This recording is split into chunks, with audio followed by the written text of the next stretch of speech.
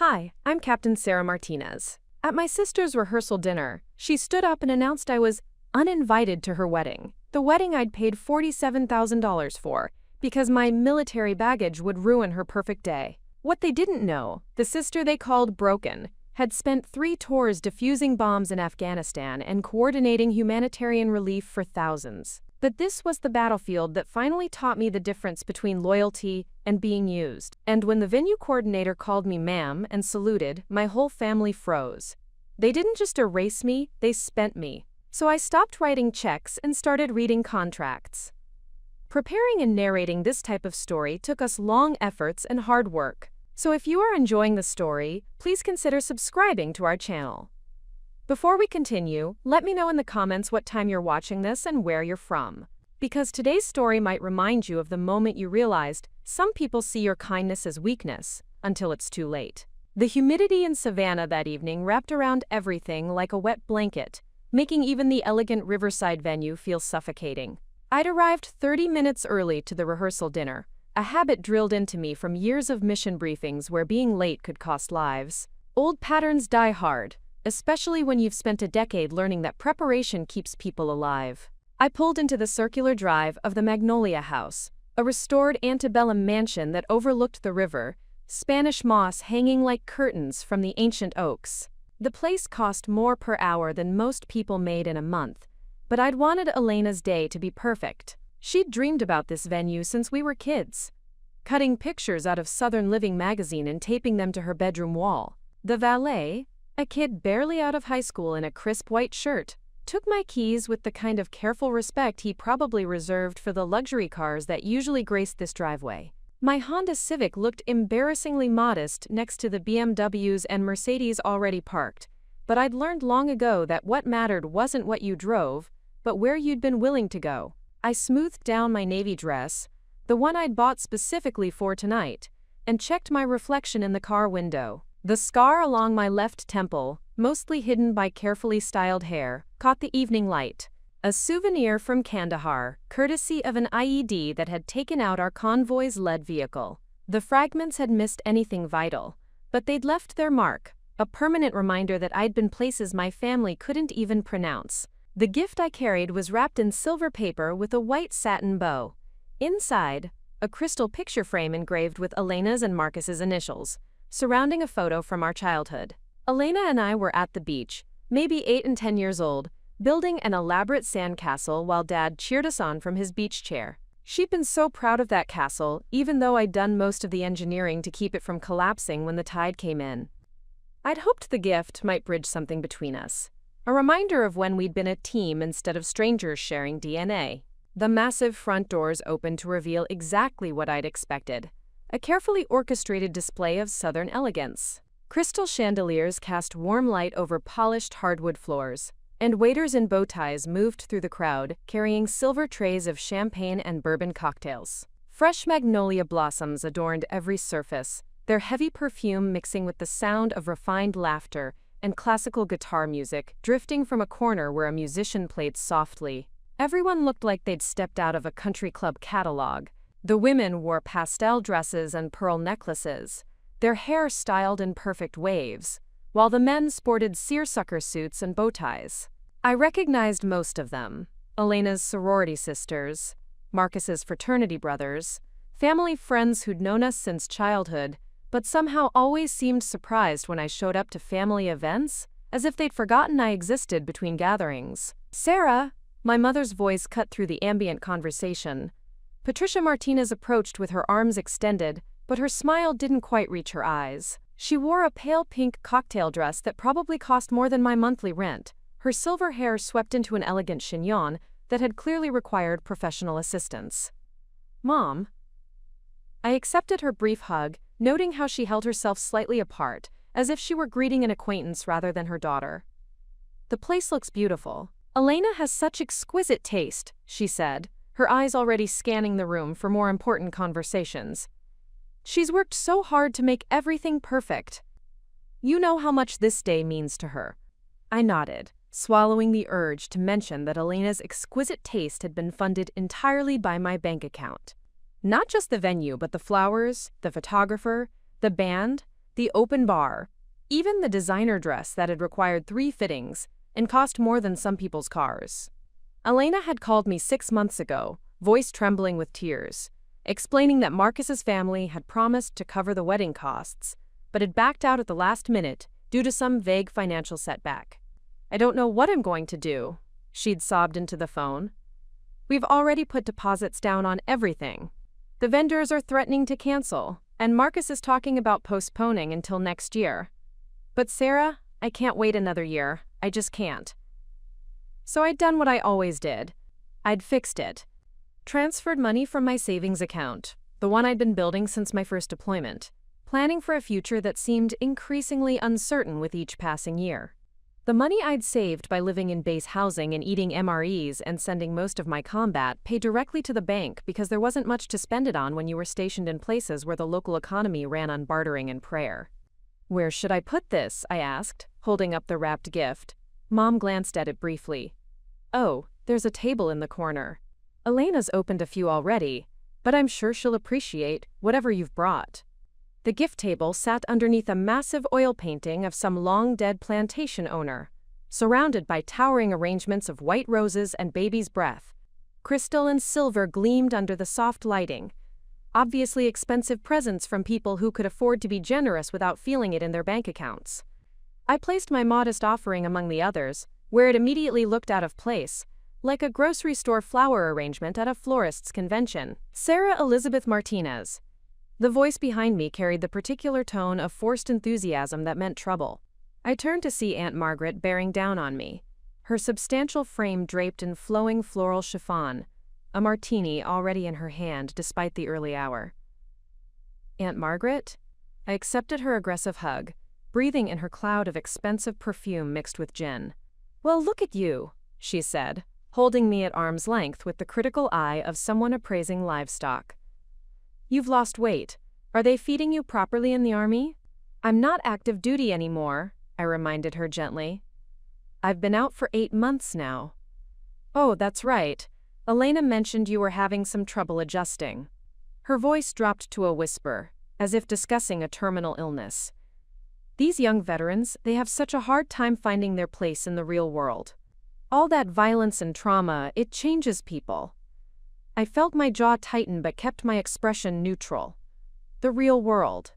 As if the past 10 years of my life had been some elaborate fantasy game, instead of serving my country in places where people died for reasons they'd never fully understand. As if coordinating supply drops to isolated outposts and training local police forces to protect their own communities wasn't real enough for suburban Georgia sensibilities. "I'm doing fine," I said simply, "just taking some time to figure out what's next." "Well, I'm sure something will turn up. Maybe you could go back to school? Get a nice degree in something practical, like teaching or nursing. Something more suitable for a young lady." The irony wasn't lost on me. I had a bachelor's degree in engineering from Georgia Tech, earned before I'd enlisted, plus enough leadership and logistics experience to run a small corporation. But Aunt Margaret, like most of my family, seemed to view my military service as a brief detour from my real purpose in life, which apparently involved finding a suitable husband and settling down to produce grandchildren.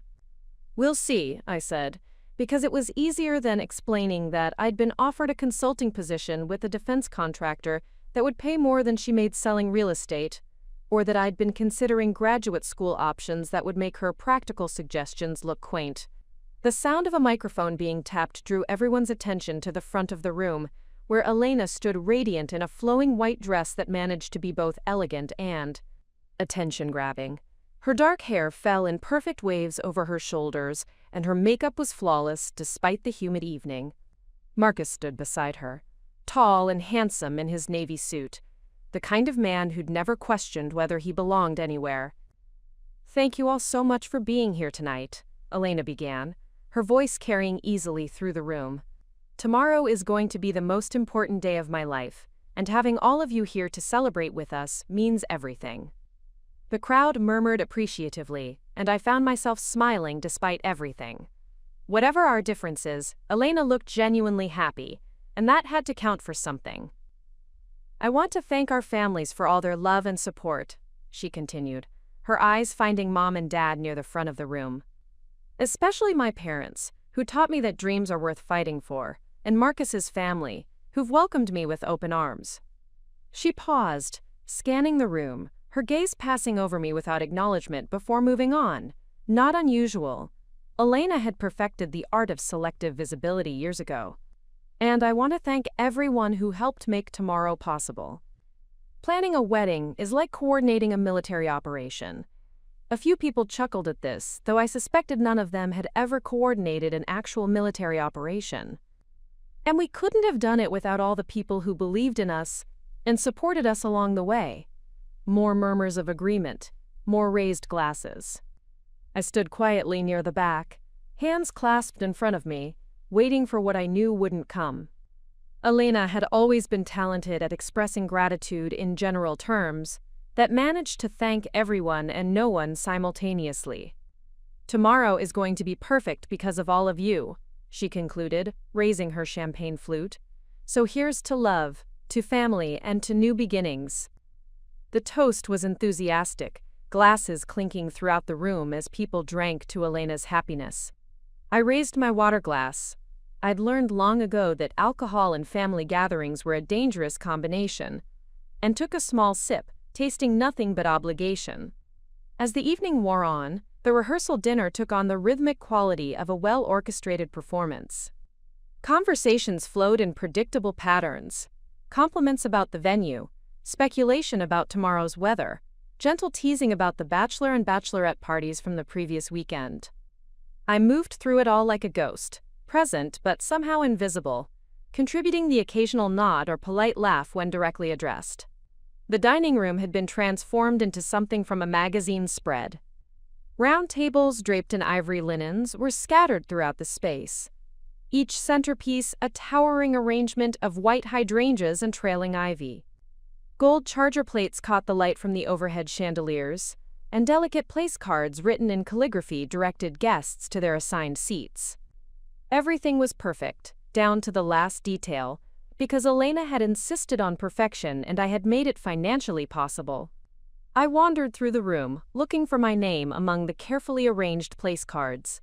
Table after table revealed familiar names: college friends, distant relatives, family acquaintances, but no Sarah Martinez. I checked twice, thinking perhaps I'd missed it in the elegant script, but my name simply wasn't there. The realization settled in my stomach like cold lead. "Excuse me, miss?" A young woman in a black dress with a clipboard approached me with the kind of professional smile that suggested she'd been trained to handle awkward situations. "Are you looking for your seat assignment?" "I'm Sarah Martinez," I said, "Elena's sister." Her smile faltered slightly as she consulted her clipboard, finger tracing down what appeared to be an alphabetized guest list. "I'm sorry, I don't see your name here. Are you sure you're on the list for tonight's dinner?" The question hit like a physical blow. Of course I was supposed to be here. I was the sister of the bride, the person who had made this entire weekend financially possible. But as I stood there, watching the confusion play across the coordinator's face, I realized that my presence hadn't just been overlooked. It had been deliberately omitted. There must be some mistake, I managed, though even as I said it, I knew there wasn't. "Let me check with the bride," the coordinator said diplomatically, but Elena was already approaching, having noticed the commotion from across the room. She moved with the fluid grace of someone accustomed to being watched, her white dress flowing around her like she was floating rather than walking. "Sarah," she said brightly, but there was something sharp in her eyes.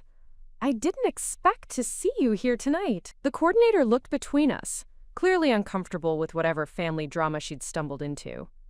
"Ms. Martinez, should I add another place setting?" "Oh, that won't be necessary," Elena said smoothly. "Sarah, could I speak with you privately for a moment?" It wasn't really a question. She guided me toward a quieter corner of the room, near the French doors that opened onto the garden terrace. The sounds of dinner conversation continued behind us, but here we were relatively isolated, able to speak without being overheard by the other guests. "Elena, what's going on?"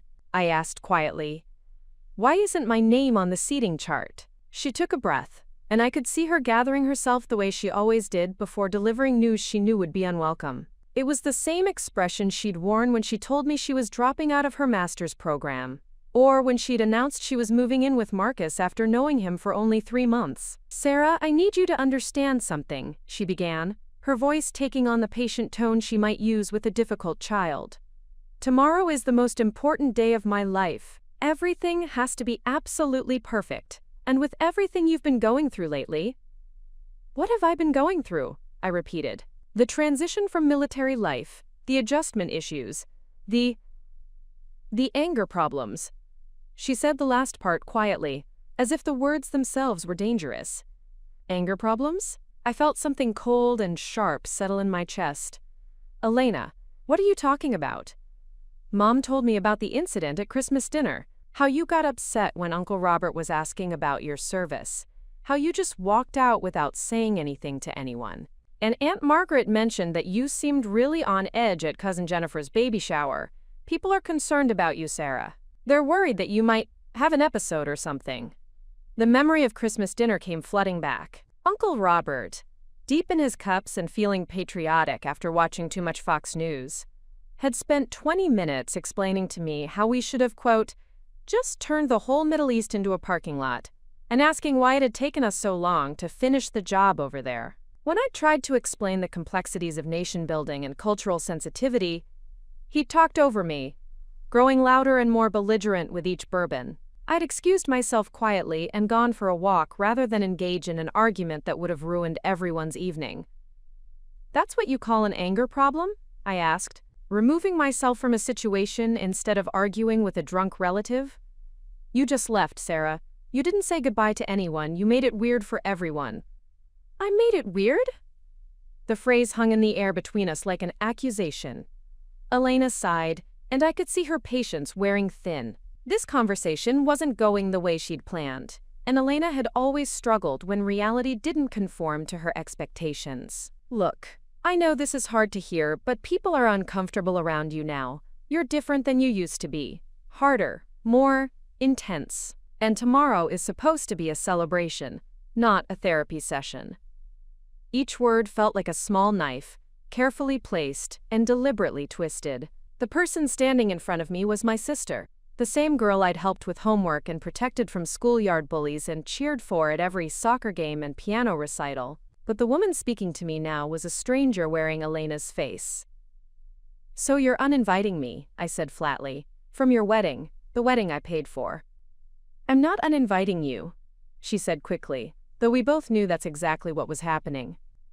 "I'm just asking you to consider whether it's really the best idea for you to be there. For your own sake as much as everyone else's." "My own sake." "Sarah, you have to understand. There's going to be photographers and video, and all of Marcus's family will be there. His father is a judge, and his mother sits on the board of 3 different charities. These are important people, and if something happens, I repeated. "Like what, exactly? What do you think I'm going to do, Elena? Start a fight with the wedding cake? Have a flashback during your vows?" "I don't know," she snapped, her composure finally cracking. "I don't know what you might do, and that's the problem.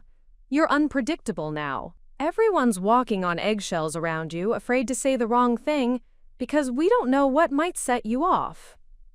The accusation hung between us like a live grenade. In Elena's mind, I had become something dangerous and unstable, a potential threat to her perfect day that needed to be managed or preferably eliminated entirely. "You want to know what might set me off?" I asked quietly. "Being told that I'm too damaged to attend my own sister's wedding. Being treated like I'm some kind of ticking time bomb because I served my country. Being erased from a day that I made financially possible." "Nobody's erasing you," Elena said, but her voice lacked conviction. "We're grateful for everything you've done, obviously, but money doesn't give you the right to ruin my wedding." There it was, finally. The truth underneath all the careful explanations and psychological assessments. Elena saw my contributions as transactional. I had paid for services rendered, and those services didn't include my actual presence at the event. "I see," I said. "Do you? Do you really? Because I need to know that you understand this isn't personal. It's just practical. There will be other family events, other chances for us to spend time together, but there's only one wedding day, and I can't take the risk. The word risk echoed in my head. I was a risk now, something to be calculated and managed rather than welcomed and celebrated. The sister who had once asked me to check under her bed for monsters was now afraid that I had become the monster. From across the room I could hear the sounds of dinner being served. Waiters moved efficiently between tables, setting down plates of what I was sure was expertly prepared food that cost more per person than most families spent on groceries in a week. The money I had transferred to Elena's account had paid for every bite, every sip of wine, every carefully arranged flower. I had funded my own exclusion. I should go, I said finally. Elena's relief was visible, though she tried to hide it behind a mask of sisterly concern. Are you sure? I mean, if you want to stay for dinner. No, I said. I think I've heard enough. I turned to leave, but Elena caught my arm. Sarah, wait. I need to know that we're okay. I need to know that you understand. I looked down at her hand on my arm, then back up at her face. She was still beautiful, still perfectly put together, still the golden child who had never met a problem she couldn't charm or cry her way out of. But for the first time, I could see something else in her expression. Fear. Not fear of me exactly, but fear of consequences. Fear that I might not simply disappear quietly and let her rewrite our family history without me in it. We're fine, Elena, I said, gently removing her hand from my arm. I understand perfectly. The relief in her eyes was unmistakable. She had successfully managed the problem of my existence, and tomorrow could proceed exactly as she had planned. Her perfect day would remain unblemished by the inconvenient presence of the sister who had made it possible. I walked through the dining room one last time, past the tables full of laughing guests, and the centerpieces I had funded, and the open bar that was serving top-shelf liquor on my credit card. No one looked up as I passed. No one seemed to notice that the sister of the bride was leaving before dinner had even been served. The valet brought my Honda around quickly, probably eager to make room for more impressive vehicles. As I drove away from the Magnolia House, I could see the warm glow of the rehearsal dinner through the windows, a perfect tableau of Southern elegance and family celebration. From the outside, it looked exactly like Elena had always dreamed it would. What she didn't know was that dreams funded by other people's sacrifices have a way of becoming nightmares. And I was about to wake up. The drive home felt longer than usual, every mile stretching like a punishment. I kept the radio off, preferring the silence to whatever cheerful song might mock my mood. The humid Georgia air pressed against the windows, and I found myself gripping the steering wheel tighter than necessary, my knuckles white against the black leather. My apartment complex sat on the outskirts of Savannah, the kind of place where young professionals lived before they could afford something better. Clean, functional, forgettable. I'd chosen it specifically for its anonymity. After years of living in military housing where privacy was a luxury and personal space was measured in square feet, the idea of having my own place, however modest, had felt like freedom. The parking lot was nearly empty at this hour, most of my neighbors still out enjoying their Friday evening. I climbed the exterior stairs to my second-floor unit, my heels echoing off the concrete in a rhythm that sounded too loud in the quiet night. Inside, the apartment felt exactly like what it was, a temporary holding pattern, furnished with pieces that prioritized function over comfort. I kicked off my heels and stood in the kitchen, still wearing the navy dress I'd bought specifically for tonight's dinner, the dress that no one had noticed, at an event I'd funded but wasn't welcome to attend. The irony tasted bitter in my mouth. My laptop sat on the small dining table, surrounded by the organized chaos of someone trying to build a civilian life from scratch. Job applications, apartment lease documents, medical insurance paperwork, all the mundane details of existence that the military had handled for me for 10 years. I opened it now, not because I had work to do, but because I needed something to focus on besides the echo of Elena's words. The first email in my inbox was from the venue coordinator at Magnolia House, sent just 2 hours ago. A final confirmation for tomorrow's ceremony, complete with timeline and vendor contact information. As I scrolled through the details, each line item felt like a small knife twist. Floral arrangements, $3,200. Photography package, $4,500. Catering for 150 guests, $18,750. Bar service, $2,800. String quartet, $1,200. DJ for reception, $1,800. Every single expense had been charged to my credit card over the past 6 months. Elena would call with tears in her voice, explaining some new crisis or unexpected cost, and I would transfer the money without question. Because that's what sisters did for each other, or so I had believed. I opened my banking app and navigated to the credit card statement. The numbers stared back at me in black and white, a financial record of my own stupidity. $47,000 in wedding-related expenses since January, not including the engagement party I'd funded in March, or the bridal shower in May, or the countless smaller expenses Elena had asked me to cover, quote, just this once, and until Marcus's family money comes through. The apartment felt too small suddenly, the walls pressing in like a bunker under fire. I needed air, needed space to think. I grabbed a light jacket and walked back outside, making my way to the complex's small courtyard, where a few picnic tables sat under oak trees strung with cheap string lights. The night air carried the smell of jasmine and car exhaust, a distinctly southern combination that had taken me months to get used to after years of desert dust and mountain snow. I sat at one of the tables and pulled out my phone, scrolling through the text messages Elena had sent over the past few weeks. Can you believe the florist is trying to charge extra for Saturday delivery? So stressful. Marcus's mom suggested adding champagne service during cocktail hour. What do you think? The photographer wants to do an engagement shoot next week. Should we book it? Each message had been followed by a money request, and each request had been followed by my immediate compliance. Looking at them now, I could see the pattern I'd been too blind or too willing to ignore. Elena wasn't asking for help. She was giving me instructions, confident that I would follow them without question. But it was the messages from 3 weeks ago that made my hands shake with something that might have been rage, or might have been clarity. A group chat between Elena, my mother, and my Aunt Margaret that Elena had accidentally included me in before quickly removing me. Did you ask her about the band?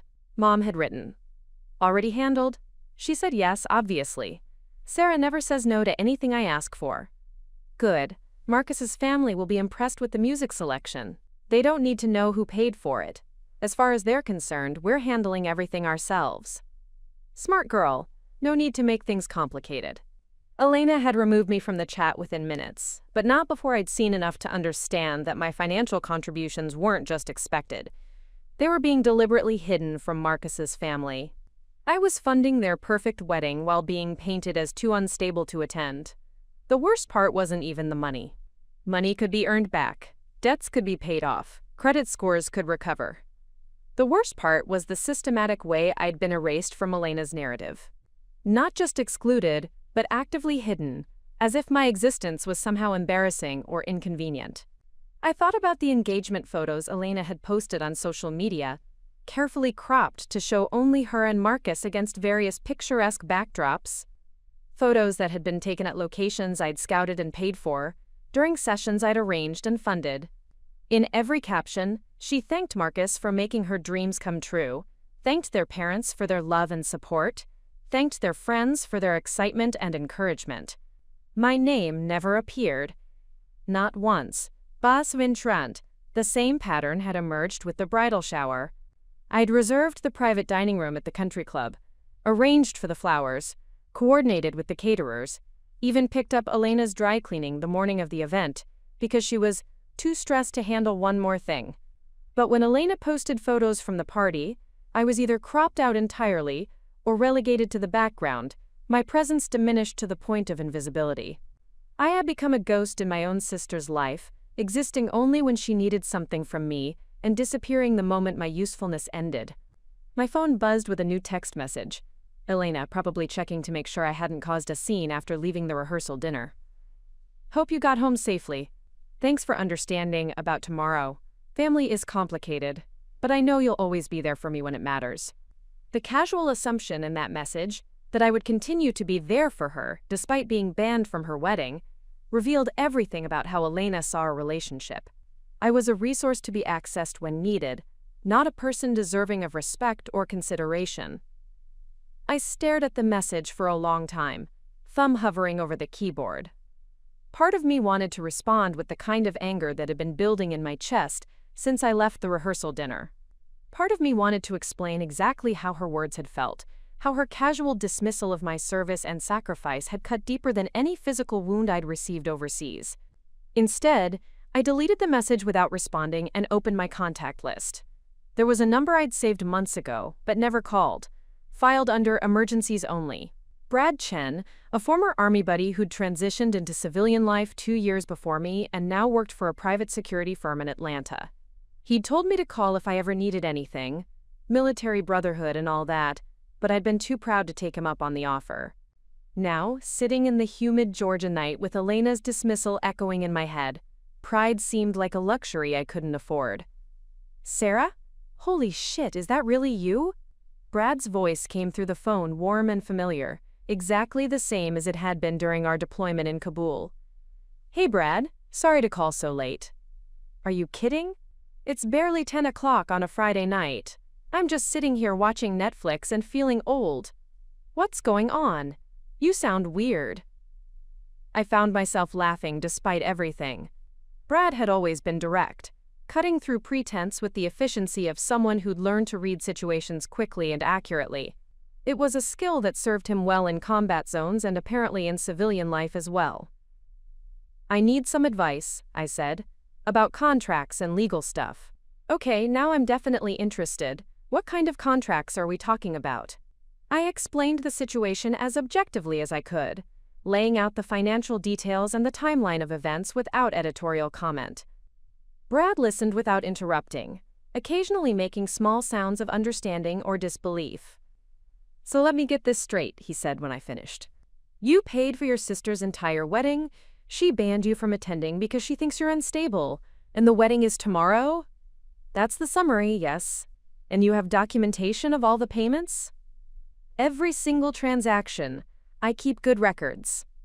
There was a pause, and I could almost hear the gears turning in Brad's head. "Sarah, please tell me you're thinking what I think you're thinking." "I don't know what you mean." "Bullshit. I can hear it in your voice. You've got that same tone you used to get, right before you'd come up with some brilliant but slightly insane plan to solve an impossible problem. Remember the supply convoy situation in Helmand?" I did remember. We'd been tasked with getting medical supplies to an isolated outpost, but the main road was compromised, and the alternative routes were either impassable or controlled by hostile forces. I'd spent 3 days studying maps and weather patterns before proposing a solution that everyone else thought was too risky to attempt. It worked perfectly. "The difference is," I said carefully, "this isn't Afghanistan, and Elena isn't the enemy." "Isn't she, though?" Brad's voice was gentle but pointed. "Look, I'm not saying your sister is Taliban, obviously, but someone who takes your money and then treats you like you're too damaged to be seen in public? Someone who builds her perfect day on your sacrifice and then erases you from the story? That sounds like enemy action to me." I hadn't thought about it in those terms, but Brad's military perspective cut through the emotional complexity and family loyalty that had been clouding my judgment.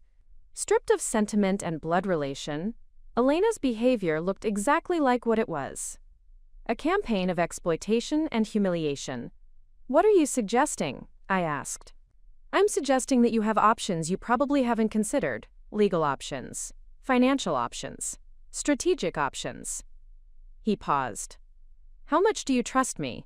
"With my life," I answered without hesitation. It was true.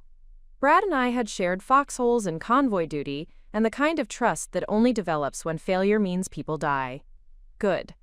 Because I think it's time to remind your family that just because you're not in uniform anymore doesn't mean you've forgotten how to fight. The next morning arrived with the kind of oppressive heat that makes even the air feel thick and hostile. I woke before dawn, a habit ingrained by years of revocalls and pre-dawn missions, and lay in bed listening to the sounds of the city slowly coming to life. Garbage trucks rumbling down distant streets, the first tentative calls of birds in the oak trees outside my window, the hum of air conditioning units working overtime against the Georgia summer. Today was Elena's wedding day, the day I had made possible but was forbidden to witness. I made coffee with the precision of someone performing a familiar ritual, measuring grounds and water, with the same attention to detail I'd once applied to inventory checks and supply manifests. The routine grounded me, provided structure in a morning that felt otherwise untethered from reality. My phone had been buzzing intermittently since 5 a.m. with what I assumed were last-minute wedding logistics. I ignored it, focusing instead on the breakfast I didn't particularly want but knew I needed to eat. Greek yogurt with honey, whole grain toast, the kind of fuel that would sustain me through whatever this day was going to bring. When I finally checked the messages, they painted a picture of controlled chaos that I recognized from every major military operation I'd ever been part of. The difference was that in the Army, chaos was expected and planned for. In civilian weddings, apparently, it was treated as a series of unprecedented crises. Elena, the flowers are wrong. They brought peach roses instead of blush. Can you call them? Mom, the photographer wants to start earlier than planned. Can you handle the coordinator? Aunt Margaret, the cake delivery is running late. Someone needs to call the bakery. Each message was a demand disguised as a request, sent with the automatic assumption that I would drop everything to solve whatever problem had emerged. What made it particularly galling was that these messages were being sent to someone who had been explicitly banned from attending the event in question. I was expected to be their invisible problem solver, working behind the scenes to ensure Elena's perfect day while being too damaged and unpredictable to be trusted with actual attendance. I set the phone aside without responding and opened my laptop instead. The venue contract I'd signed 6 months ago filled the screen, 23 pages of legal language that I'd skimmed through quickly at the time, trusting that Elena had reviewed the details. Reading it now with the careful attention I should have applied originally, certain clauses jumped out with uncomfortable clarity. Payment in full is required 72 hours prior to the event date. Cancellation within 48 hours of scheduled event will result in forfeiture of all deposits and 50% of total contracted amount. Client assumes full responsibility for any damages to venue property during the contracted period. The contract was in my name, my signature on every page, my credit card number on file, my legal responsibility for every aspect of the event. I wasn't just funding Elena's wedding. According to the legal documents, I was the client. Elena was merely a beneficiary of my largesse, with no official standing in the arrangement.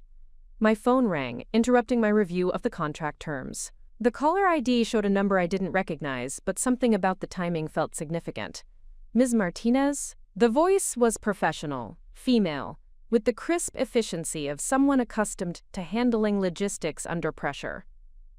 This is Rebecca Walsh from Magnolia House. I'm calling to confirm some final details for today's event.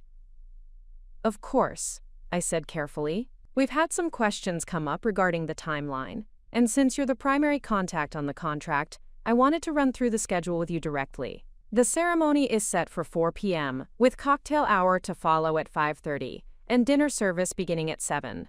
Does that still work for your plans? My plans. The venue coordinator was asking about my plans for an event I'd been banned from attending. Actually, I said slowly, I need to discuss a potential change to today's arrangements. Certainly. What kind of change are we looking at? I took a breath, feeling something settle into place in my chest like tumblers clicking in a lock. I'm considering canceling the event. The silence on the other end of the line stretched long enough for me to wonder if the call had dropped. When Rebecca spoke again, her voice had shifted from professional efficiency to careful concern. Ms. Martinez, I want to make sure I understand correctly. You're considering canceling your wedding? Today? Less than 6 hours before the ceremony is scheduled to begin? It's not my wedding, I said. It's my sister's wedding, which I've been paying for. And yes, I'm considering canceling it. Another pause, longer this time. I could almost hear Rebecca flipping through paperwork, trying to reconcile the situation with whatever information she had on file. I see. Well, according to our records, you are the primary client on this contract. The event is legally your responsibility, which means you do have the right to cancel. However, I should inform you that given the timing, you would forfeit your entire payment. That's $23,000 in venue fees alone, not counting vendors who have separate cancellation policies. $23,000. Nearly half of my total wedding expenditure, gone with a single phone call. The rational part of my mind recoiled at the waist, at the sheer financial stupidity of throwing away that much money out of spite or hurt feelings. But the other part of my mind, the part that had learned to make hard decisions under pressure, that had coordinated military operations where hesitation could cost lives, was calculating the strategic value of the loss against the message it would send. I understand the financial implications, I said. Let me ask you something. How much notice do you need to cancel an event? Technically, none. As the primary client, you could cancel right now and we'd have to honor it. But Ms. Martinez, I have to ask, is there anything we can do to resolve whatever issue has come up? We have other events scheduled in our facility, but nothing like this. Your sister's wedding is, well, it's been one of our most elaborate events this year. There are going to be a lot of disappointed people. Disappointed people. I thought about Elena getting ready right now. Probably surrounded by bridesmaids and hairstylists and photographers capturing every moment of her perfect preparation. I thought about Marcus and his family, arriving from out of town with expectations of Southern elegance and impeccable hospitality. I thought about the 150 guests who had rearranged their Saturday plans to attend a ceremony that existed only because I had made it financially possible. Can I ask you to do something for me? I said. Of course. Can you confirm that I'm the only person authorized to make changes to this event? That my sister, the bride, cannot cancel or modify the arrangements without my approval? That's correct. The contract is very clear about that. You're the primary client and the financial guarantor. Any changes have to go through you. The power dynamics of the situation were suddenly, crystalline clear. Elena had built her perfect day on a foundation she didn't control, with money she hadn't earned, under a contract she hadn't signed. She had made herself completely dependent on the sister she'd deemed too unstable to include, trusting that family loyalty would prevent me from exercising the authority she'd unknowingly given me. I need some time to think, I told Rebecca. Can I call you back in an hour? Absolutely. My direct number is on the contract paperwork, and I'll be here all day coordinating preparations. Ms. Martinez? I hope whatever is going on can be worked out. From what I've seen during the planning process, this wedding means a lot to your family. After hanging up, I sat in the silence of my apartment, feeling the weight of decisions settling around me like armor. The easy path was to do nothing, to let Elena's wedding proceed as planned while I stayed home nursing my wounds and my bank account stayed permanently lighter. It was the path of least resistance, the choice that would preserve family relationships and maintain the status quo. The other path led through a battlefield of my own making. My phone buzzed again. Another message from Elena. Where are you? I need you to call the florist about the roses. This is an emergency. An emergency. Elena's aesthetic preferences had been elevated to the level of military crisis, while my actual service in actual war zones was dismissed as psychological damage that made me unsuitable for polite company. I called Brad. Please tell me you're calling with good news, he said by way of greeting. Define good news. News that involves you not rolling over and playing dead while your family treats you like garbage. I explained my conversation with the venue coordinator, laying out the legal realities and the financial implications. Brad listened with the focused attention of someone trained to assess tactical situations quickly and accurately. Holy shit, Sarah. You're not just holding cards. You're holding all the cards. Do you realize what kind of position you're in right now? I realize I could ruin my sister's wedding day and probably destroy what's left of my relationship with my family. Or, Brad said, you could remind them that actions have consequences. Look, I'm not saying you should definitely cancel the wedding. I'm saying you should make sure Elena understands that her perfect day exists entirely at your sufferance. That sounds vindictive. Does it? Or does it sound like someone finally standing up for herself after years of being taken advantage of? I thought about Elena's dismissal last night, the casual cruelty with which she'd painted my military service as a psychological liability. I thought about the months of financial requests disguised as family emergencies, the systematic erasure of my contributions from her wedding narrative, the assumption that I would continue to fund her dreams while being excluded from her life. What exactly are you suggesting? I asked. I'm suggesting that you call your sister and explain the situation. Make it clear that you're the one with the power to make this day happen or not happen. See if that changes her perspective on whether you're too unstable to attend your own sister's wedding. The idea was both terrifying and oddly appealing. For once, I would be the one with leverage, the one making demands instead of quietly accepting whatever terms were offered. Elena had spent so much energy convincing everyone that I was damaged and unpredictable. Perhaps it was time to show her what unpredictable actually looked like. And if she calls my bluff, then you follow through. You cancel the wedding, take the financial hit, and make it clear that treating you like garbage has real-world consequences. Sarah, you've been trying to buy your way back into your family's good graces for months. Maybe it's time to stop paying for the privilege of being disrespected. After we hung up, I sat staring at my phone for a long time. Elena's number was right there, one tap away from a conversation that would change everything between us, regardless of how it ended. I thought about the scared little girl who used to crawl into my bed during thunderstorms, the teenager who'd asked me to teach her to drive because she was too nervous to ask Dad, the young woman who'd called me crying from college when her first serious boyfriend broke up with her. But Elena felt like a stranger now, replaced by someone who saw me as a resource rather than a sister, someone who could dismiss my service and sacrifice with casual cruelty while expecting continued financial support. I dialed her number. Elena answered on the second ring, her voice tight with stress and barely contained panic. "Sarah, thank God you called back. Did you reach the florist? They're saying they can't fix the roses until Monday, but that's completely unacceptable. This is my wedding day, not some random Tuesday appointment." I could hear chaos in the background. Multiple voices talking over each other, hair dryers running, what sounded like someone crying. The bridal suite at whatever hotel Elena had chosen for her preparation was clearly in full crisis mode. "Elena, I need to talk to you about something important. Can it wait? I'm literally walking down the aisle in 4 hours, and everything is falling apart. The photographer showed up an hour late, Mom's dress has a stain on it, and now these rose people are acting like color accuracy doesn't matter. I need you to fix this." The casual assumption that I would drop everything to solve her problems related to an event I was banned from attending, crystallized everything that was wrong with our relationship. I was expected to be her invisible support system, working behind the scenes to ensure her perfect day while being deemed too damaged to be seen. Elena stopped talking and listened to me. Something in my tone must have penetrated her wedding day hysteria, because the background noise seemed to fade slightly, as if she'd moved away from the chaos. "What's wrong? You sound weird." "I just got off the phone with Rebecca Walsh at Magnolia House." "Who?" "Oh, the venue coordinator. What did she want?"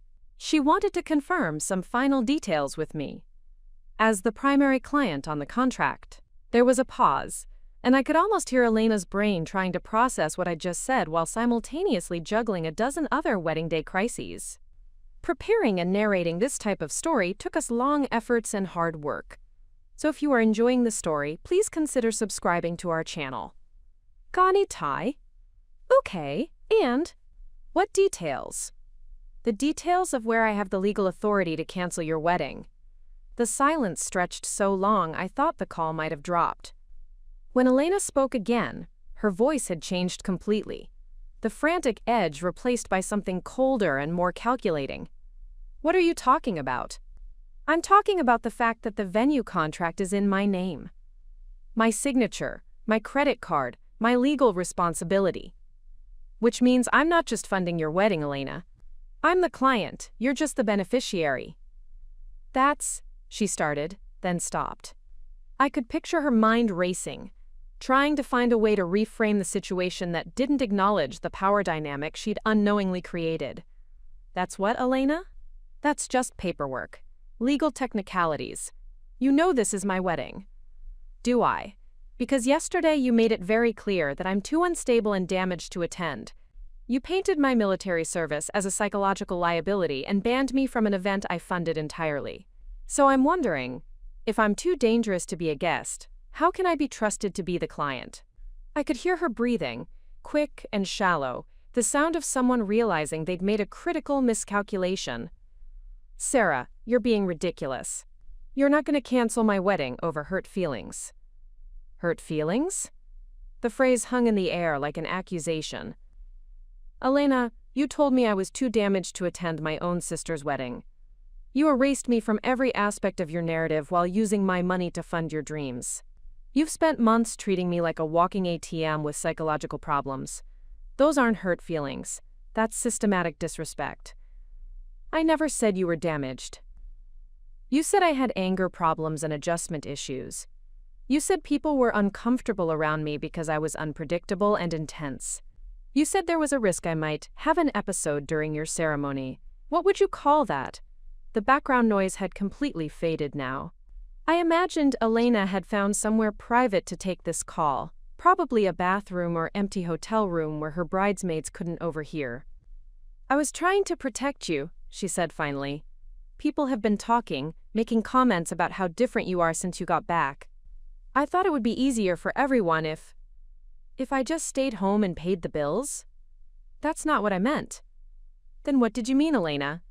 Explain to me how excluding me from your wedding while keeping my money was somehow protective. Another long pause. When she spoke again, her voice had shifted to the tone she'd used as a child when she was caught in a lie. Defensive, but with an undercurrent of calculation, as she tried to find an angle that would get her out of trouble. Look, maybe I handled it wrong. Maybe I was stressed and said things I didn't mean. But Sarah, you can't seriously be thinking about canceling my wedding. Think about what that would do to our family. I have been thinking about our family. I've been thinking about it for months while you systematically excluded me from yours. One day, Sarah, I asked you to skip one day because I was worried about how you'd handle the stress. That doesn't mean you're not part of the family. One day, Elena, when was the last time you included me in anything that didn't involve asking for money? When was the last time you introduced me to your friends as your sister instead of making excuses for why I wasn't around? When was the last time you acknowledged, publicly or privately, that I've made any of this possible? I could hear her struggling to find an answer that wouldn't incriminate her further. I've always been grateful. Grateful enough to hide my contributions from Marcus's family? I saw the group chat, Elena. The one where you and Mom discussed how to make sure they never knew who was really paying for everything. The sharp intake of breath told me she remembered exactly which conversation I was referring to. You weren't supposed to see that. But I did. Just like I've seen all the social media posts thanking everyone except me. Just like I've noticed how I'm cropped out of photos or relegated to the background. Just like I've watched you build your perfect narrative on the foundation of my sacrifice while making sure I'm invisible in the final picture. Sarah, please. Please, what? Please continue funding your life while accepting that I'm too damaged to be part of it. Please keep quiet about being systematically erased so you can maintain your image as someone who handles everything herself. You're being dramatic. The accusation hit like a slap. Dramatic. As if my response to months of exploitation and humiliation was somehow an overreaction. As if standing up for myself was a character flaw rather than long overdue self-respect. Am I? Let me ask you something, Elena. If our positions were reversed, if you had paid for my entire wedding and I had banned you from attending because I thought you were too psychologically unstable to be seen in public, what would you do? The question hung between us, and I could feel Elena struggling with it. She was many things, but she wasn't stupid. She knew exactly what she would do in my position, and it wouldn't involve quiet acceptance. That's different, she said finally. How? Because I wouldn't.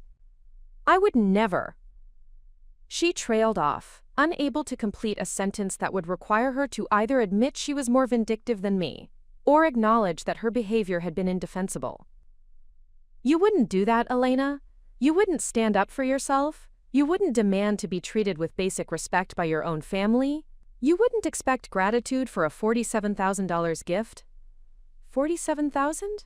Her voice cracked slightly. It's really been that much? Did you think your perfect wedding was free? Did you think the venue and flowers and photographer and band and open bar were all wedding gifts from some generous stranger? Every single expense has come out of my bank account, Elena. Every centerpiece, every place setting, every minute of music. I paid for all of it. I could hear her crying now, soft hiccuping sobs that might have moved me 6 months ago. But I'd learned the difference between genuine remorse and tactical tears, between actual regret and the manipulation that came when someone realized they'd overplayed their hand. I never meant for it to cost so much, she whispered, but you knew exactly how much you were asking for every time you called with another emergency or unexpected expense. You knew I was depleting my savings to fund your dreams, and you still decided I was too damaged to attend. I was scared, she admitted finally. Everything had to be perfect, and I was scared that if something went wrong. What exactly did you think I was going to do, Elena? Start a fight with the minister? Have a flashback during the reception? Explain to me what you were so afraid of that justified excluding your own sister. The question forced her to confront the absurdity of her own reasoning, and the silence that followed told me she was beginning to understand how her fears had been both unfounded and cruel. I don't know, she said finally. I couldn't take the risk. The risk of what? Of people knowing that your perfect wedding was funded by your psychologically damaged sister. Of having to acknowledge that I exist and have feelings and deserve basic respect. Sarah, please. I'm begging you. Don't do this. Think about everyone who's already here, everyone who's traveled to be part of this day. Think about Marcus and his family. Marcus and his family who don't know I exist because you've hidden me from them? They know you exist. They don't know all the details. The detail where I paid for their son's wedding? Yes, she admitted quietly. So I'm good enough to fund their celebration, but not good enough to attend it. It's not about good enough. Then what is it about, Elena? Explain to me how this makes sense in any universe where family members treat each other with basic decency. The silence stretched between us like a chasm, filled only by the sound of Elena's ragged breathing, and what might have been muffled voices in the background. I could picture her sitting in some corner of her bridal suite, still in her robe with her hair half done, trying to process the reality of her situation while her wedding day ticked away minute by minute. Sarah, she said finally, her voice small and careful, what do you want me to say? That I made a mistake? Fine, I made a mistake. That I handled this wrong? I handled this wrong. But it's too late to fix it now.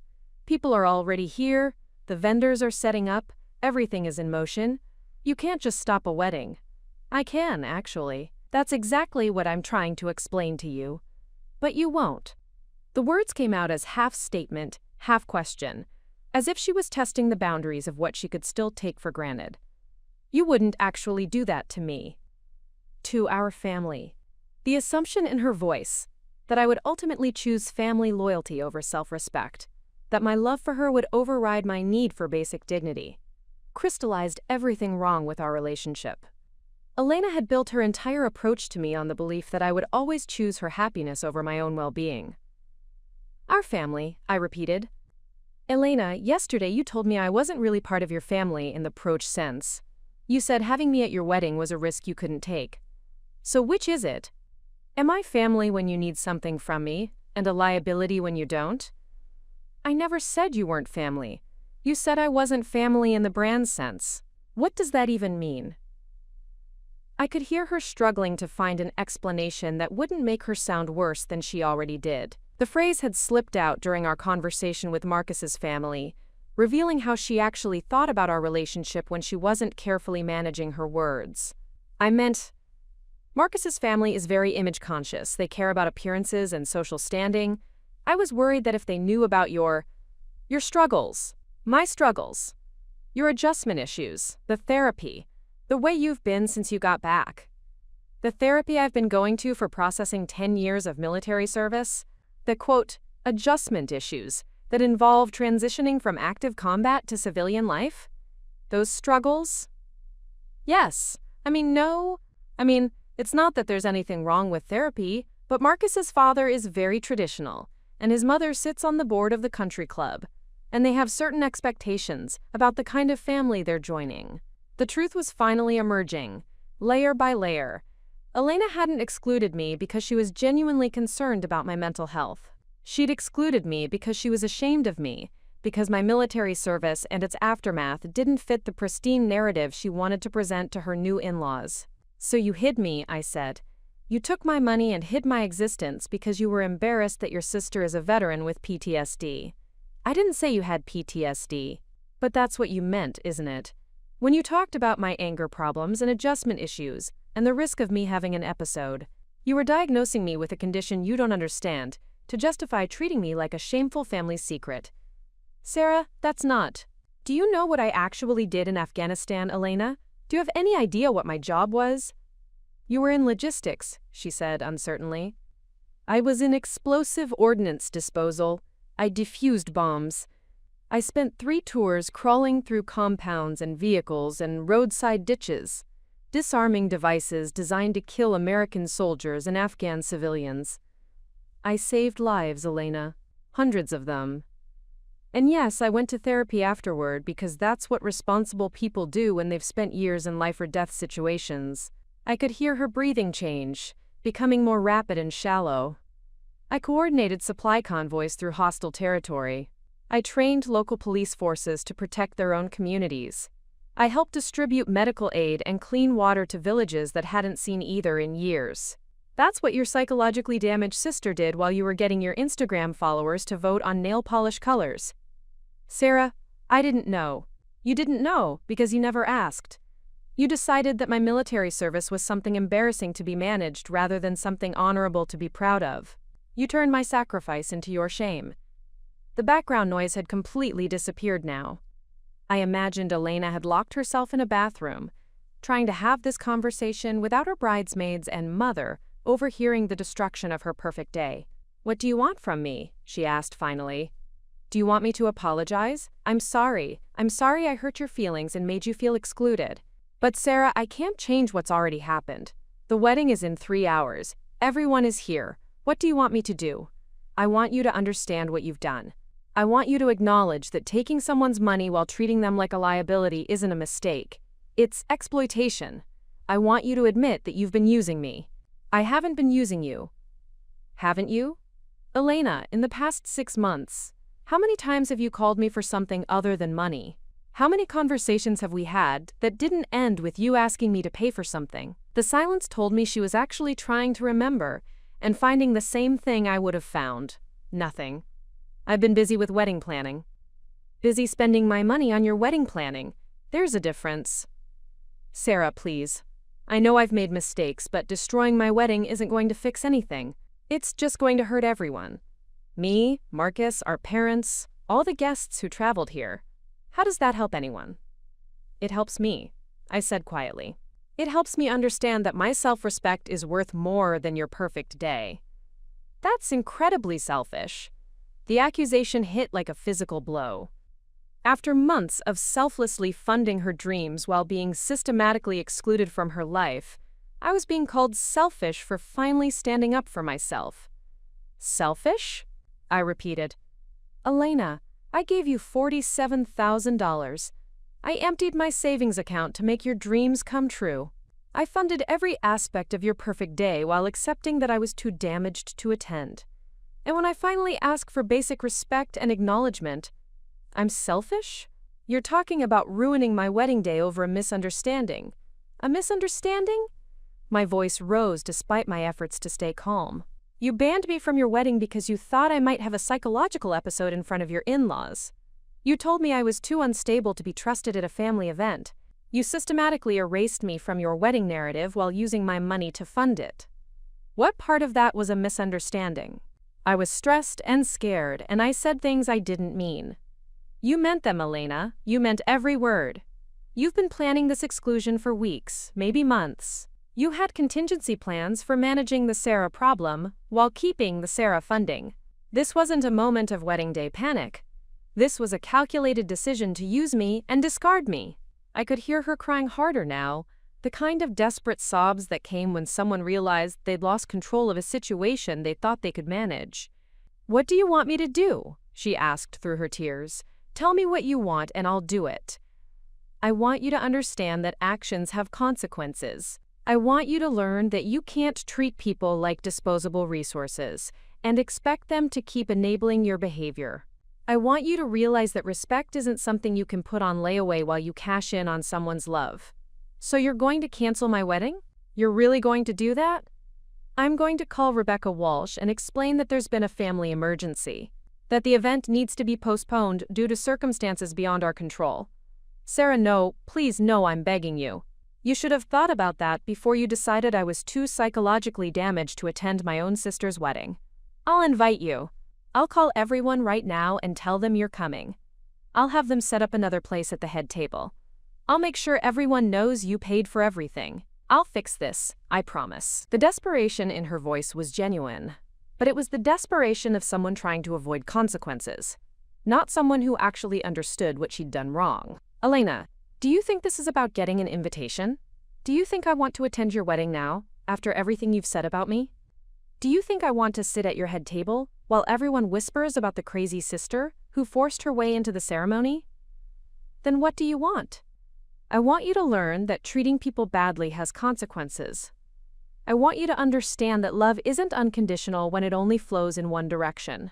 And I want you to remember this feeling the next time you decide someone's sacrifice isn't worth your respect. The call ended with Elena's desperate pleas still echoing in my ear, but I had already made my decision. My hands were surprisingly steady as I scrolled through my contacts to find Rebecca Walsh's direct number. The venue coordinator answered on the first ring, her voice professionally calm despite what had to be a chaotic day of wedding preparations. "Ms. Martinez, I was hoping to hear from you. How can I help?" "Rebecca, I need to cancel today's event." The pause was brief but loaded with implications. When she spoke again, her tone had shifted to the careful neutrality of someone trained to handle crisis situations without making them worse. "I see. May I ask if this is due to a family emergency or some other unavoidable circumstance?" "It's due to irreconcilable differences regarding the guest list." Another pause. Longer this time. I could almost hear Rebecca's mental calculations. The financial implications, the vendor coordination, the logistics of canceling a wedding 4 hours before the ceremony. "Ms. Martinez, I have to ask, have you discussed this decision with the bride? I understand there may be family tensions, but canceling an event of this magnitude will have significant consequences for everyone involved. I've just finished discussing it with Elena. She's been made aware of my decision. And she agrees with the cancellation?" "She disagrees strongly. But as you confirmed earlier, I'm the primary client and the only person authorized to make changes to the event. Elena's agreement isn't required." Rebecca's silence stretched long enough that I wondered if she was consulting with supervisors or reviewing legal documents. When she spoke again, her voice carried the weight of someone delivering news she knew would cause pain. "Ms. Martinez, I need to be very clear about what canceling at this point means. We're less than 4 hours from the ceremony. The vendors are already on site. The flowers have been arranged. The catering staff is preparing dinner for 150 guests. Canceling now means you forfeit the entire payment. That's $23,000 in venue fees alone, plus whatever penalties your other vendors impose. I understand the financial implications. It also means that the 150 guests who are presumably traveling here today will arrive to find no wedding. There will be significant disappointment and confusion, not to mention the practical issues of notifying everyone in time. That's not my concern anymore. Ms. Martinez, forgive me for overstepping, but as someone who's coordinated hundreds of weddings, I've seen family conflicts that seemed insurmountable get resolved in the final hours. Is there any possibility that whatever has happened between you and your sister could be worked out, even temporarily, just to get through today?" The question was reasonable, delivered with genuine concern rather than judgment.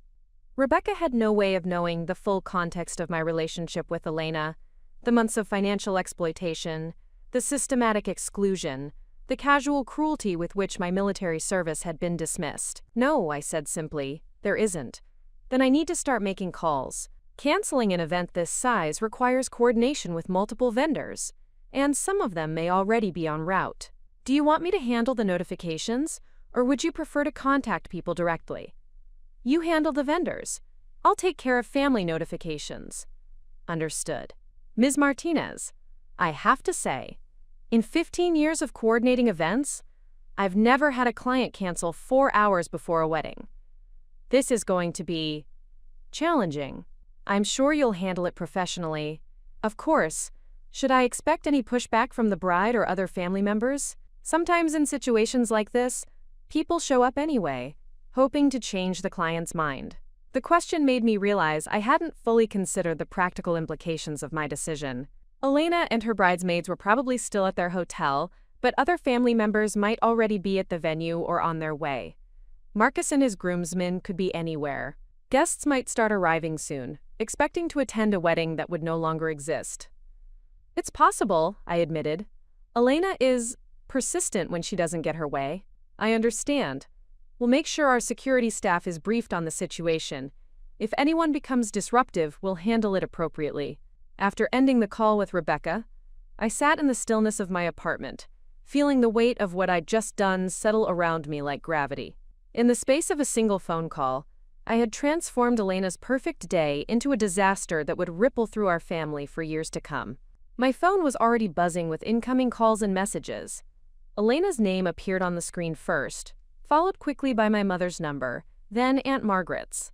I ignored them all, letting each call go to voicemail while I prepared for the conversations that were inevitable. The first voicemail was from Elena, her voice barely recognizable through her sobs. "Sarah, please call me back. We can fix this. Whatever you want, whatever you need, we can make it work. Please don't do this to me. Please don't destroy everything over one stupid fight." The second was from my mother, her tone sharp with panic and anger. "Sarah Elizabeth Martinez, you call me back right now. Elena just told me what you're threatening to do, and I will not allow you to ruin your sister's wedding day over some imagined slight. This is childish and vindictive, and I raised you better than this. Imagine slightly." Even now, faced with the complete collapse of Elena's wedding plans, my mother was characterizing my response to months of exploitation as an overreaction to something that existed only in my head. The third voicemail was from Marcus himself, his voice tight with controlled desperation. "Sarah, this is Marcus. I know we haven't really met, but Elena tells me there's been some kind of misunderstanding about today. I don't know what's happened between you two, but please, can we talk about this? She's falling apart, and there are 150 people who are going to show up expecting a wedding. Whatever's wrong, surely we can find a way to work it out?" The irony of Marcus's message wasn't lost on me. Elena had spent months ensuring that her fiancé and his family knew as little as possible about my existence, but now that she needed my cooperation, suddenly he was calling me directly, treating me like a reasonable person whose concerns might be valid. My phone rang again. This time it was a number I didn't recognize, but something told me to answer. "Is this Sarah Martinez?" The voice was male, older, with the kind of authoritative tone that suggested someone accustomed to being heard and obeyed. "Yes. This is Judge William Hartwell, Marcus's father. I believe we need to have a conversation." The directness was surprising. No pleasantries, no attempt to charm or manipulate, just a straightforward acknowledgement that we had business to discuss. "About what, Judge Hartwell?" "About the fact that you apparently hold the keys to my son's wedding, and you're considering using them to lock everyone out." "That's one way to put it. Ms. Martinez, I'm going to speak plainly. I don't know what's happened between you and your sister, and frankly, I don't care much. Family disputes are common and usually temporary. What concerns me is that 150 people, including members of my family who have traveled from out of state, are about to arrive at a venue expecting to attend a wedding that may not exist." "That's correct. May I ask what would need to happen for this wedding to proceed as planned?" The question was clinical, transactional, the approach of someone accustomed to negotiating solutions to complex problems. Judge Hartwell was treating this like a legal settlement rather than a family crisis. "Nothing," I said. "The decision has been made."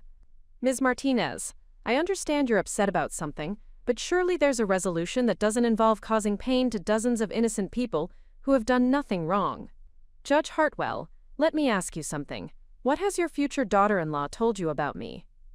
A pause. "I'm not sure what you mean." What do you know about Elena's sister? What has she shared about my background, my contributions to this wedding, my role in your son's life?" The silence stretched long enough to confirm what I already suspected. Elena had told Marcus's family virtually nothing about me, maintaining the same strategy of erasure that had characterized her approach to our relationship for months. "I know that you've been supportive of the wedding preparations." Supportive? The euphemism was telling.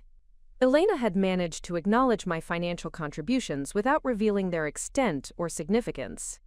"Judge Hartwell, I've paid for your son's entire wedding. Every vendor, every flower, every piece of music, every bite of food. It's all been funded by my bank account. The total cost is approaching $50,000. Another pause, longer this time. "I see. Yesterday, Elena informed me that I was too psychologically unstable to attend the wedding. She cited my military service and what she called my, quote, adjustment issues as reasons why I might pose a risk to the ceremony. She banned me from attending an event I had entirely funded. That's concerning. So you can understand why I might be disinclined to continue funding a celebration that I'm apparently too damaged to attend. Judge Hartwell's voice, when he spoke again, carried a different tone. Less authoritative, more thoughtful. Ms. Martinez, may I ask about your military service? 3 tours in Afghanistan. Explosive ordnance disposal.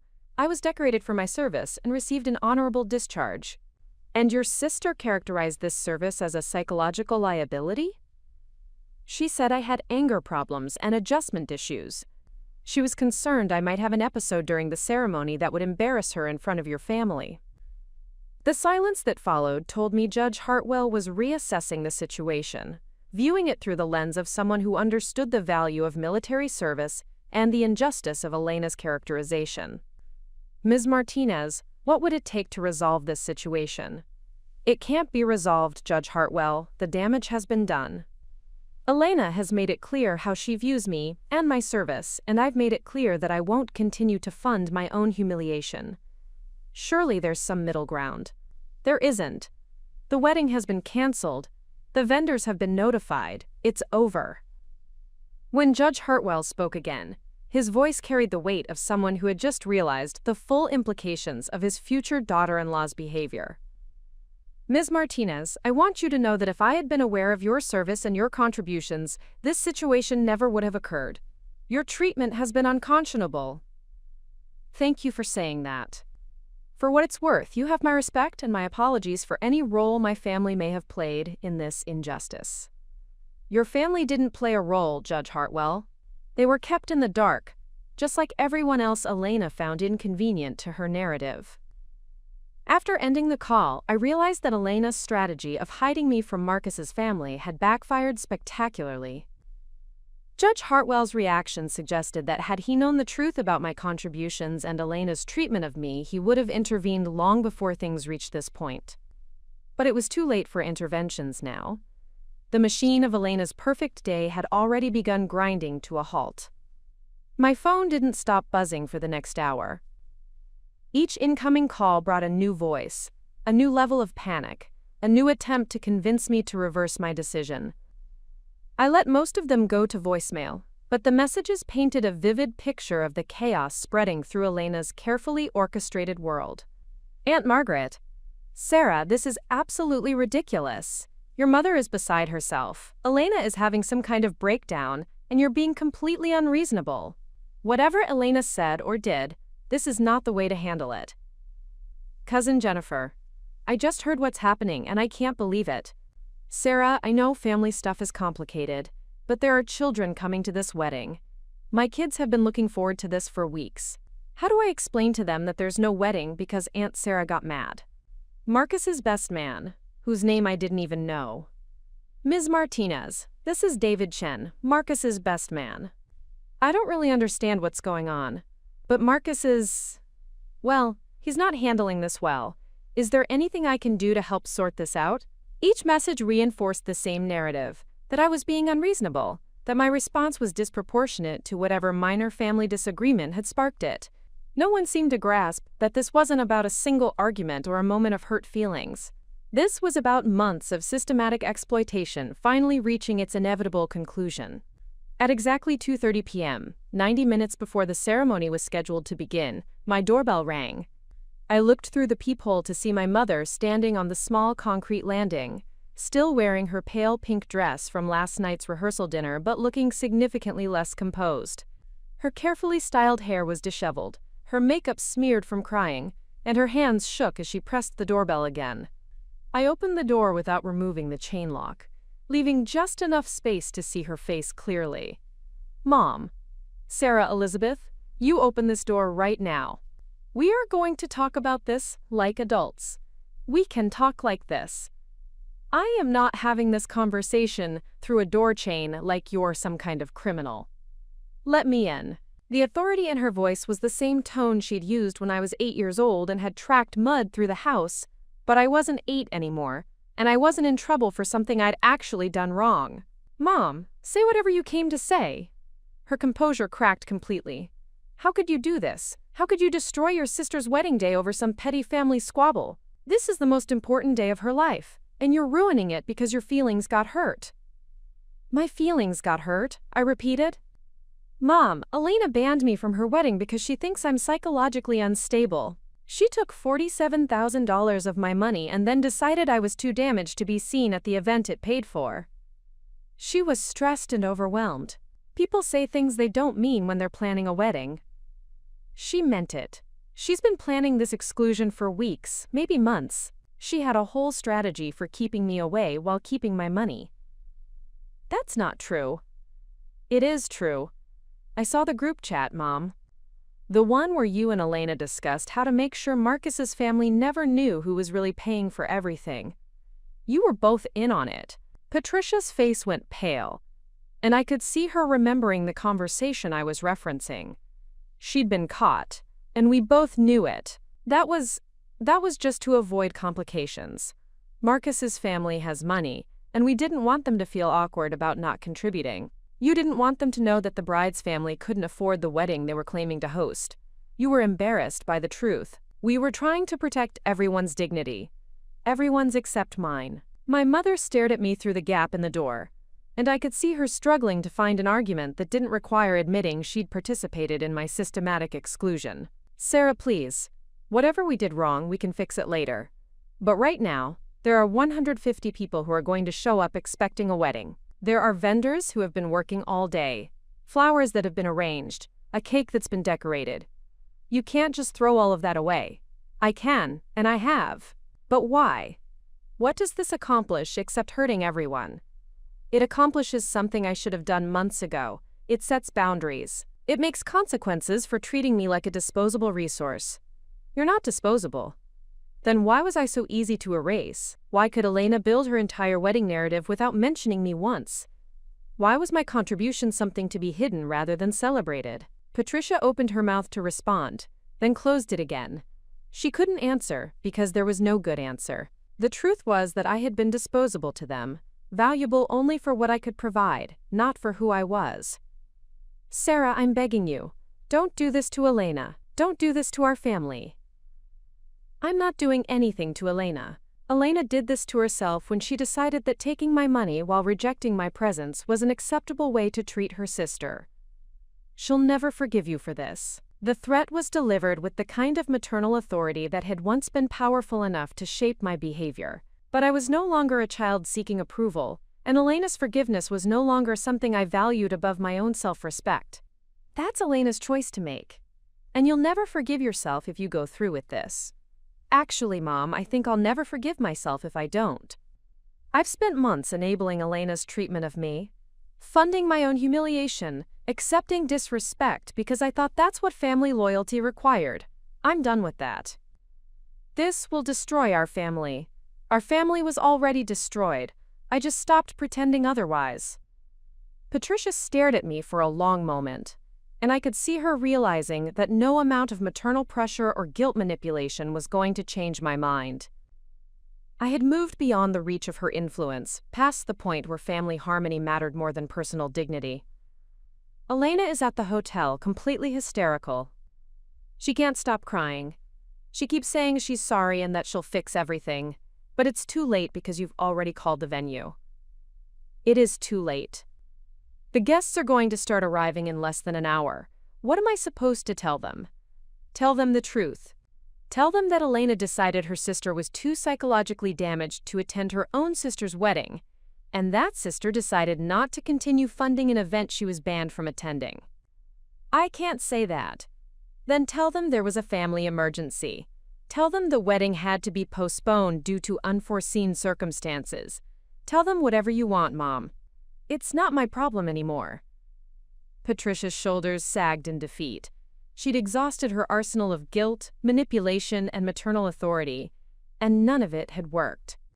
For perhaps the first time in her life, she was facing a situation where Sarah would not bend to preserve family peace.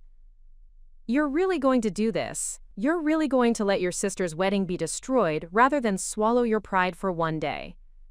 My pride? The phrase hit me like a slap. Mom, this isn't about pride. This is about refusing to continue funding my own erasure. This is about standing up to people who see my sacrifice as their entitlement. We never. You did. You all did. Elena took my money while hiding my existence. You participated in the cover-up. Aunt Margaret sent me messages asking me to solve wedding problems for an event I was banned from attending. Everyone treated me like I was simultaneously too damaged to be seen and too reliable to stop giving. I could see the truth of my words registering in her expression, the uncomfortable recognition that they had indeed been treating me exactly as I described. I have to go, she said finally. I have to figure out how to explain this to 150 people. Good luck with that. As I watched her walk back to her car, shoulders bent under the weight of the disaster she was returning to face, I felt something I hadn't expected. Not satisfaction, not vindication, but a strange sense of peace. For the first time in months, my actions were aligned with my values. I was no longer complicit in my own mistreatment. The wedding that would not happen had cost me $47,000. But my self-respect, it turned out, was worth every penny. By 4 o'clock, the time Elena's ceremony was supposed to begin, my phone had gone silent. The frantic calls and desperate voicemails had stopped, replaced by an eerie quiet that felt more ominous than the chaos that had preceded it. I imagined the scene at Magnolia House, confused guests arriving to find locked doors and apologetic staff, vendors packing up untouched centerpieces, the string quartet loading their instruments back into cases without having played a single note. I sat in my living room with a cup of tea, still wearing the same clothes I'd put on that morning, when Elena's wedding was still a certainty, rather than a crater in our family's landscape. The silence felt foreign after months of Elena's constant demands and financial emergencies. No texts asking me to call vendors, no panic about last-minute details, no requests for additional funding, just quiet. Now vayu. The first sign that the silence wouldn't last came at 4:47 p.m., when a car pulled into the parking lot with the aggressive urgency of someone operating on pure emotion rather than logic. Through my window, I watched Elena climb out of a silver BMW that I didn't recognize. Probably Marcus's car, or maybe one borrowed from his family for their ruined wedding day. She was still wearing her wedding dress. The sight of her in full bridal regalia, climbing the stairs to my apartment in a cloud of white silk and tulle, was so surreal that for a moment I wondered if I was hallucinating. The dress was everything Elena had dreamed of: fitted bodice, flowing skirt, delicate beadwork that caught the late afternoon light. She looked exactly like the princess bride she'd always imagined herself to be, except instead of walking down an aisle toward her future, she was stalking toward my door in a rage. The pounding on my door was violent enough to shake the frame. "Sarah, open this door right now! Open it!" I looked through the peephole to see Elena's face, makeup streaked with tears and mascara, her carefully styled hair falling out of its elaborate updo. The transformation from perfect bride to desperate fury was so complete that she looked like a different person entirely. "Sarah, I know you're in there. Open this door and face me." "Elena, go home." "Go home? Go home? You destroyed my wedding day and you want me to go home? Open this door or I'll call the police and tell them you're threatening me." The threat was empty and we both knew it, but it revealed the depth of Elena's desperation. She was grasping for any lever that might force me to reverse what couldn't be reversed. "The wedding is over, Elena. There's nothing left to discuss." "Nothing to discuss? Nothing to discuss?" Her voice cracked with hysteria. "You humiliated me in front of 150 people. Marcus's entire family drove down from Charlotte. My college friends flew in from 3 different states. And they all showed up to an empty venue because my sister decided to have a mental breakdown." A mental breakdown. Even now, facing the consequences of her own actions, Elena was characterizing my response as a psychological failure, rather than a rational decision based on months of mistreatment. "I'm not having this conversation through a door." "Then open it. Stop being a coward and face what you've done." Against my better judgment, I opened the door, keeping the chain engaged. Elena immediately pressed herself against the gap, her face inches from mine, her breath coming in ragged gasps. "Look at me," she demanded. "Look at what you've done to me." I looked. She was still beautiful, even in her destroyed state, but there was something wild in her eyes that I'd never seen before. The look of someone whose carefully constructed world had collapsed and who couldn't understand how it had happened. "Elena, you did this to yourself." "I did this? I did this?" She laughed, a sound devoid of humor. "Sarah, I asked you to skip one day out of your entire life, and you responded by destroying the most important day of mine.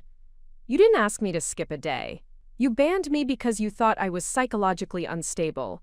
You took my money and then decided I was too damaged to be seen. That's not what I meant, and you know it. That's exactly what you meant. You said I had anger problems and adjustment issues. You said there was a risk I might have an episode.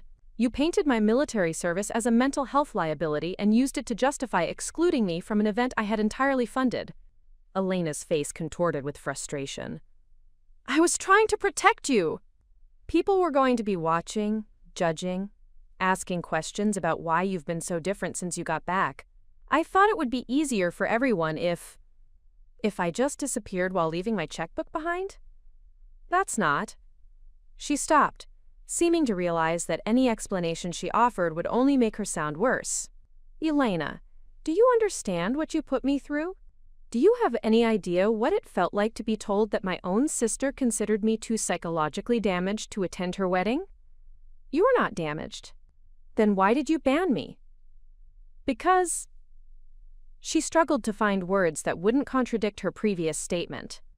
"Because I was scared something would go wrong and I couldn't handle any more stress." "Something like what?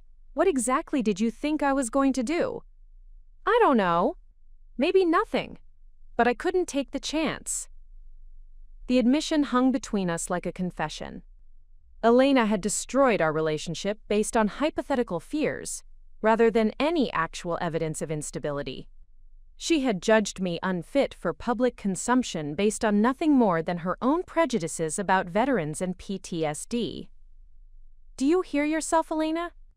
You couldn't take the chance. You treated me like a bomb that might go off instead of your sister, who had sacrificed everything to make your day possible.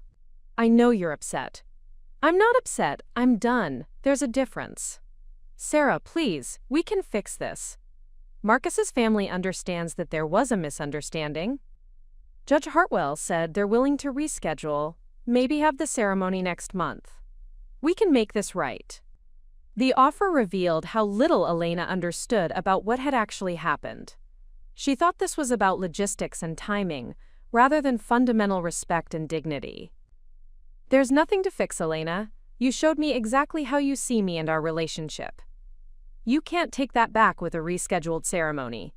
I see you as my sister. You see me as a bank account with family obligations. You see me as someone whose contributions should be hidden while her presence is managed like a liability. Elena's composure finally shattered completely. She pressed her forehead against the doorframe and sobbed with the kind of desperate grief that comes when someone realizes they've lost something irreplaceable through their own actions. I'm sorry, she whispered. I'm so sorry, Sarah. I know I handled this wrong.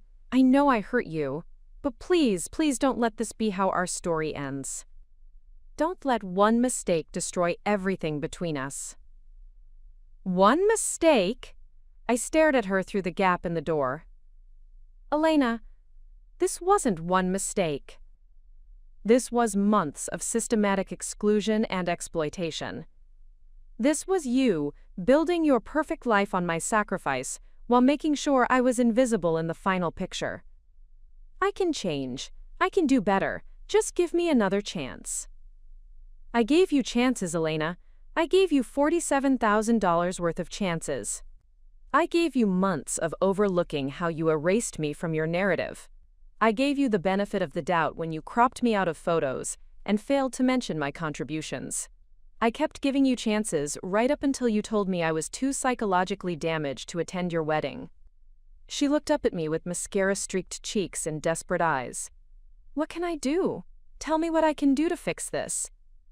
You can learn from it. You can remember how this feels the next time you're tempted to treat someone's love as an entitlement. You can understand that respect isn't optional in relationships, even family ones. And then you'll forgive me? I looked at my sister, my beautiful, selfish, broken sister, and felt something settle in my chest like the closing of a door. Elena, I hope you have a good life. I hope you find happiness and learn to value the people who care about you. But I won't be funding it anymore. I closed the door softly and turned the deadbolt, leaving Elena in her wedding dress on the other side, finally understanding that some bridges burn completely and can't be rebuilt with tears or apologies. The pounding resumed for a few minutes, then faded to desperate pleading, then finally stopped altogether.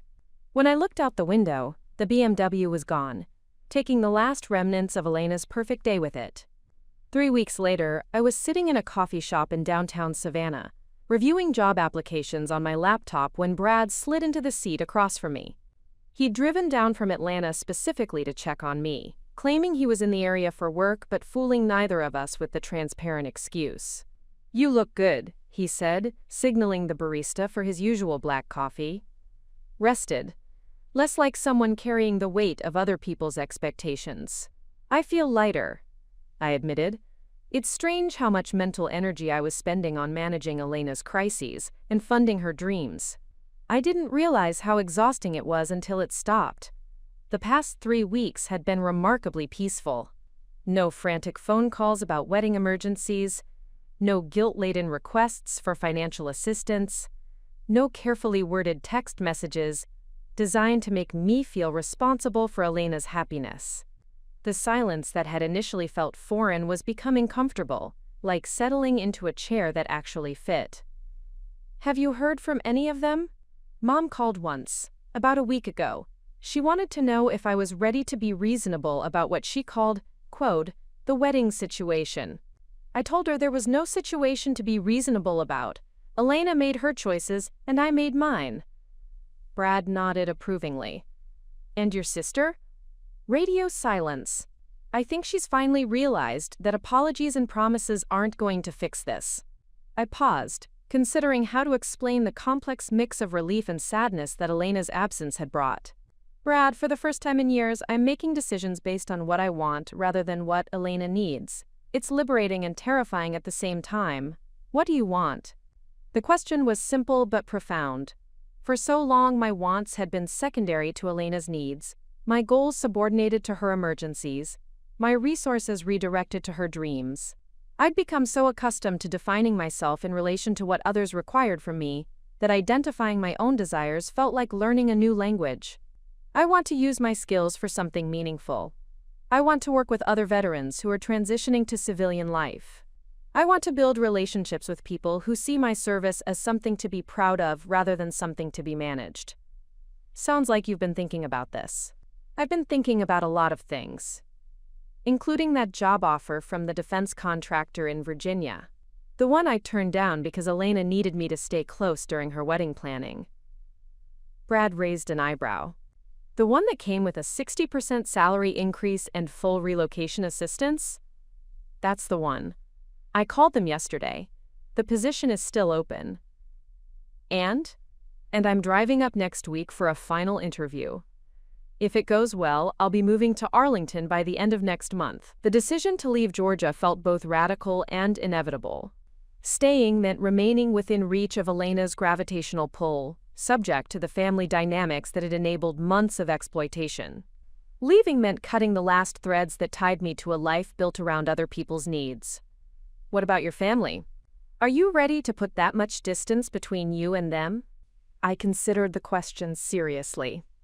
The family I'd been trying so hard to remain connected to, the one that saw my contributions as invisible and my presence as problematic, wasn't worth the emotional and financial cost of proximity. The family that matters will understand why I need space. The family that doesn't understand isn't really family in any meaningful sense. My phone buzzed with a text message from a number I didn't recognize. The message was brief but significant. "Ms. Martinez, this is Rebecca Walsh from Magnolia House. I wanted you to know that your sister attempted to book our venue for a rescheduled ceremony next month. We declined. What she did to you was unconscionable, and we don't work with clients who treat family members that way. I hope you're doing well." I showed the message to Brad, who whistled low in appreciation. "Damn, word travels fast in the wedding industry." "Apparently." I got a similar message from the photographer Elena had hired. And the florist. It seems like vendors talk to each other about difficult clients. Elena's going to have a hard time finding reputable vendors willing to work with her. The thought should have brought some satisfaction, but mostly I felt tired. Elena would eventually find vendors willing to overlook her reputation, probably at a higher cost and with less accommodating terms. She would rebuild her wedding plans, likely with Marcus's family covering the expenses this time, having learned that my financial support came with expectations of basic respect. Part of me feels bad for her, I admitted. She's facing real consequences for the first time in her life, and she doesn't know how to handle it. That's not your problem to solve. I know, it's just... She's still my sister, you know, even after everything. Brad reached across the table and squeezed my hand briefly. Sarah, caring about someone doesn't mean you have to accept being treated badly by them. Elena is going to have to learn to function without using you as her personal ATM and crisis manager. That's probably good for both of you. A week later, I was loading boxes into a U-Haul truck when Judge Hartwell's car pulled into the parking lot. He approached slowly, hands clasped behind his back, wearing the kind of expression that suggested he'd come to deliver carefully considered words. Ms. Martinez, I heard you were leaving town. News travels fast. It does in a place like Savannah. I wanted to speak with you before you left, if you have a moment. I set down the box I'd been carrying and gave him my full attention. I owe you an apology, he said formally. My family was kept ignorant of your contributions and your treatment, which allowed us to be complicit in an injustice. Had I known the truth, I would have intervened. I appreciate that, Judge Hartwell. I also wanted you to know that Marcus has called off the engagement. He couldn't reconcile himself to marrying someone capable of the behavior Elena demonstrated. He said he kept imagining how she might treat their future children if they disappointed her in some way. The news hit me unexpectedly. I'd assumed that Marcus would eventually forgive Elena's treatment of me, that their relationship would survive the wedding disaster. Learning that he'd seen her behavior as disqualifying rather than forgivable suggested a level of moral clarity I hadn't expected. I'm sorry to hear that, I said, and meant it. Are you? Because Marcus isn't, he said, realizing who Elena really was saved him from making the biggest mistake of his life. As Judge Hartwell drove away, I finished loading the truck and took one last look at the apartment that had been my first taste of civilian independence. Tomorrow I will be in Virginia, starting a new job with people who understand the value of military service, building a life defined by my own choices rather than my family's needs. For the first time in years, the future felt entirely my own. 6 months later, I was presenting at a Veterans Transition Conference in Arlington when I spotted a familiar face in the audience. Marcus sat in the third row, taking notes as I spoke about the importance of setting boundaries and recognizing your own worth in civilian relationships. After my presentation, he approached with a genuine smile. That was powerful, Sarah. Really helpful stuff about not letting people exploit your sense of duty. Thank you. How are you doing? Better than I expected. Turns out canceling that wedding was the best thing that could have happened to me. He paused. Elena's been trying to reconcile with me, but I keep thinking about what you said, that respect isn't optional in relationships. I nodded. It took me too long to learn that lesson. Actually, I wanted to thank you.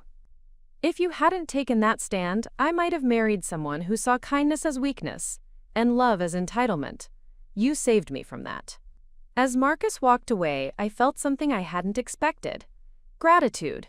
Not for Elena's treatment of me, but for my own decision to finally value myself enough to walk away from it. That evening, I called Brad to tell him about the encounter. So your sister's manipulation didn't just cost her the wedding, he said. It cost her the marriage too. Actions have consequences, I replied. It took her 30 years to learn that, but she finally did. If this story resonates with you, if you've ever felt like you were funding your own erasure or being taken for granted by people who should value you, you're not alone. Sometimes the kindest thing you can do is stop enabling someone else's selfishness. Dakabel, what's your story? Have you ever had to choose between keeping the peace and keeping your self-respect? Share your thoughts in the comments below, and if this story moved you, hit that subscribe button. Your support means everything, and it helps us continue sharing stories that matter. Remember, you teach people how to treat you. Make sure the lesson is worth learning.